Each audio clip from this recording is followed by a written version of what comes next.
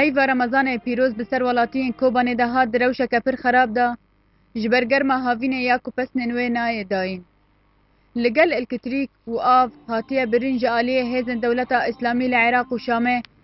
و یکی هیچ که هیوا رمضان بزحمتی دسر ولاتیه را درباس به والله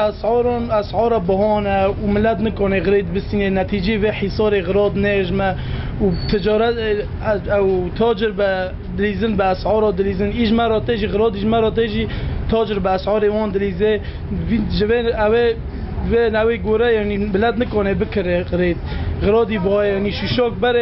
شوشاک زیتی به بجیز کوتی و نوش شوک زیت رابی دست کوته رابی سیس کوته ملت که چه بکره چه نکره یعنی وادا پیس بی وادا زیده بر و خرابی داره لعالی که دین دور پیشکرنا باجار کوبانی هشتیه کوپیدیوین خارنه لبازار بوها ببه و هگر هبه ببوهای زیده مواد تنه مواد گی بهانه غراد بهایه مثلا نار دکان من نیوی غرادی من تنه تبر خاطر وسیلی فقط بیا گی لترکیه ای هیجی پر بهایه یعنی برای بسات کوتی بنا حفظ کاته ملت نکنه بکره و غرادی موادی ما غذای جراقته یا جمع مجاته یا عرب تینن وکی احتکار دکن حدودی کل ماجه تینن و وکی چکتنه